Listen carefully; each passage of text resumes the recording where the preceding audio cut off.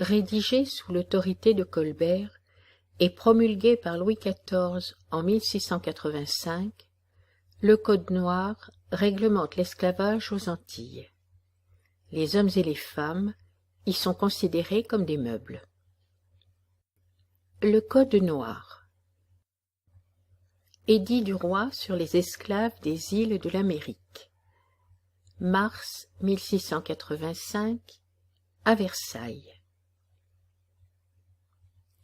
Louis, par la grâce de Dieu, roi de France et de Navarre, à tous, présents et à venir, salut. Préambule.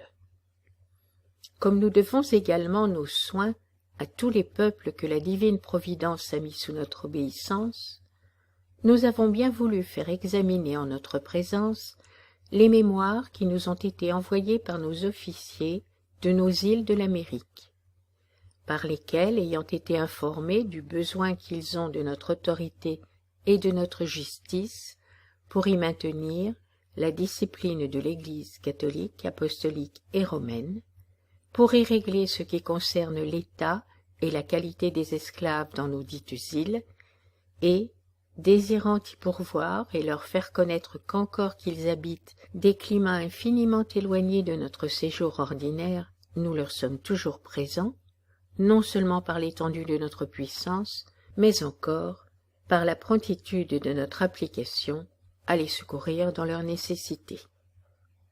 À ces causes, de l'avis de notre Conseil et de certaines sciences pleines de puissance et autorité royale, nous avons dit, statué et ordonné, disons, statuons et ordonnons ce qui suit. Article 2. Tous les esclaves qui seront dans nos îles seront baptisés et instruits dans la religion catholique, apostolique et romaine. Ordonnons aux habitants qui achèteront des nègres nouvellement arrivés d'en avertir les gouverneurs et intendants des dites îles dans 8 au plus tard, à peine d'amende arbitraire, lesquels donneront les ordres nécessaires pour les faire instruire et baptiser dans le temps convenable. Article 3. Interdisons tout exercice public d'autres religions que la religion catholique, apostolique et romaine. Voulons que les contrevenants soient punis comme rebelles et désobéissants à nos commandements. Article 6. Ordonnons à tous nos sujets, de quelque qualité et condition qu'ils soient, d'observer les jours de dimanche et fêtes qui sont gardés par nos sujets de la religion catholique, apostolique et romaine, leur défendons de travailler, ni faire travailler leurs esclaves aux 10 jours, depuis l'heure de minuit jusqu'à l'autre minuit, à la culture de la terre, à la manufacture des sucres et à tous autres ouvrages. Article 9. Les hommes libres, qui auront eu un ou plusieurs enfants de leur concubinage avec leurs esclaves, ensemble les maîtres qui les auront soufferts, seront chacun condamnés à une amende de 2000 livres de sucre. Et, s'ils sont les maîtres de l'esclave de laquelle ils auront les 10 enfants, voulons qu'outre l'amende, ils soient privés de l'esclave et des enfants, et qu'elle et eux soient confisqués au profit de l'hôpital, sans pouvoir être affranchis. N'entendons toutefois le présent article avoir lieu si l'homme libre n'est pas marié à une autre personne durant son concubinage avec son esclave, épousera dans les formes observées par l'Église, sa dite esclave sera affranchie par ce moyen, et les esclaves rendus libres et légitimes. Article 11. Défendons très expressément aux curés de procéder au mariage des esclaves s'ils ne font pas apparaître le consentement de leur maître. Défendons aussi aux maîtres d'user d'aucune contrainte sur leurs esclaves pour les marier contre leur gré. Article 12. Les enfants qui naîtront de mariage entre esclaves seront esclaves, et appartiendront aux maîtres des femmes esclaves, et non à ceux de leurs maris, si le mari et la femme ont des maîtres différents. Article 15. Défendons aux esclaves de porter une arme offensive, ni de gros bâtons, à peine de fouet et de confiscation des armes, au profit de celui qui les en trouvera saisies, à l'exception seulement de ceux qui seront envoyés à la chasse par leur maître et qui seront porteurs de leurs billets ou marques connues.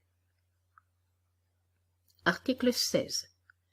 Défendons pareillement aux esclaves appartenant à différents maîtres de s'attrouper le jour ou la nuit, sous prétexte de noces ou autrement, soit chez l'un de leurs maîtres ou ailleurs, et encore moins dans les grands chemins ou lieux écartés, à peine de punition corporelle qui ne pourra être moindre que du fouet et de la fleur de lys. Et, en cas de fréquentes récidives et autres circonstances aggravantes, ils pourront être punis de mort, ce que nous laissons à l'arbitrage des juges. Ordonnons à tous nos sujets de courir sus aux contrevenants, et de les arrêter et de les conduire en prison, bien qu'ils ne soient officiers, et qu'il n'y ait entre eux aucun décret.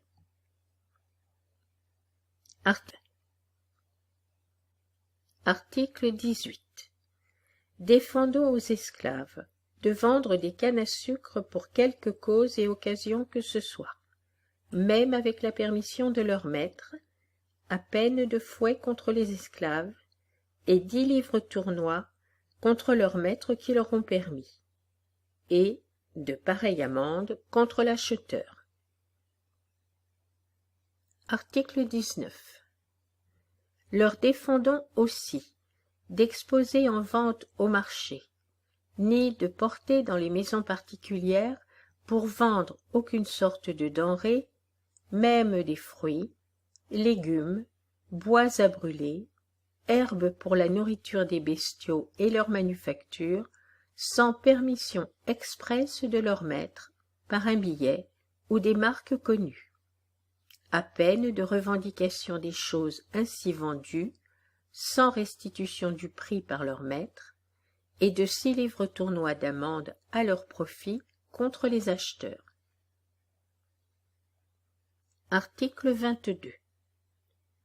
Les maîtres seront tenus de fournir, par chacune semaine, à leurs esclaves âgés de 10 ans et dessus, pour leur nourriture, 2 pots et demi, mesure de Paris, de farine de manioc, ou 3 cassaves, galettes de farine de manioc, pesant chacune 2 livres, ou choses équivalentes, avec 2 livres de bœuf salé, ou 3 livres de poisson, ou autres choses à proportion.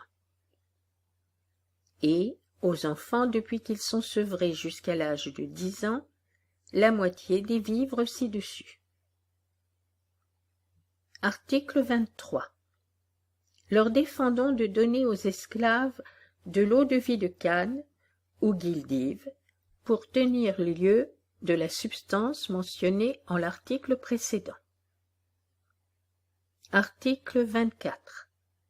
Leur défendons pareillement de se décharger de la nourriture et subsistance de leurs esclaves en leur permettant de travailler certains jours de la semaine pour leur compte particulier. Article 25. Les maîtres seront tenus de fournir à chaque esclave, par chacun an, 2 habits de toile ou 4 aunes de toile au gré des 10 maîtres. Article 26. Les esclaves qui ne seront point nourris, vêtus et entretenus par les maîtres, selon que nous l'avons ordonné par ces présentes, pourront en donner l'avis à notre procureur général, et mettre les mémoires entre ses mains, sur lesquels, et même d'office, si les avis lui en viennent d'ailleurs. Les maîtres seront poursuivis à sa requête et sans frais. ce que nous voulons être observés pour les crimes et traitements barbares et inhumains des maîtres envers leurs esclaves. Article 28. Déclarons les esclaves ne pouvoir rien avoir qui ne soit à leur maître, et tout ce qui vient par l'industrie ou par la liberté d'autres personnes, ou autrement, à quelque titre que ce soit, être acquis en pleine propriété à leur maître, sans que les enfants des esclaves, leurs pères et mères, leurs parents et tous les autres esclaves ne puissent rien prétendre par succession, disposition entre vifs ou à cause de la mort.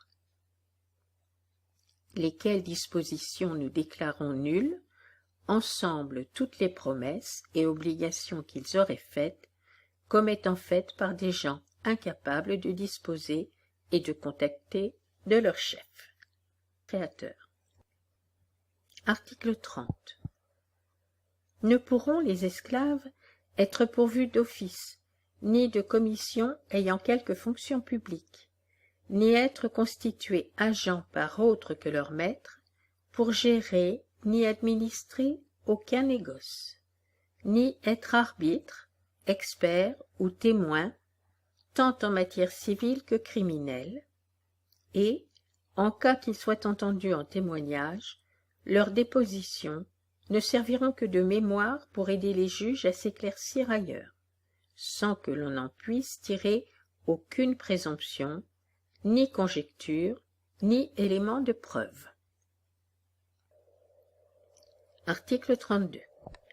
Les esclaves pourront être poursuivis criminellement sans qu'il soit besoin de rendre leur maître partie, sinon en cas de complicité, et seront les 10 esclaves jugés en première instance par les juges ordinaires et par appel au Conseil souverain sur la même instruction, avec les mêmes formalités que les personnes libres. Article 33. L'esclave qui aura frappé son maître, sa maîtresse, ou le mari de sa maîtresse, ou leurs enfants, avec contusion ou effusion de sang ou au visage, sera puni de mort. Article 34. Et quant aux excès et voies de fait qui seront commis par les esclaves contre les personnes libres, voulons qu'ils soient sévèrement punis, même de mort le cas échéant. Article 35. Les vols qualifiés, même ceux des chevaux, juments, mulets, bœufs et vaches qui auront été faits par les esclaves ou par les affranchis, seront punis de peine corporelle, et même de mort si le cas le requiert. Article 36. Les vols de moutons, chèvres, cochons, volailles, canne à sucre, pois, mil, manioc ou autres légumes faits par les esclaves seront punis, selon la quantité du vol, par les juges qui pourront, le cas échéant, les condamner à être battus de verge par l'exécuteur de la haute justice, et même marqués d'une fleur de lys. Article 38.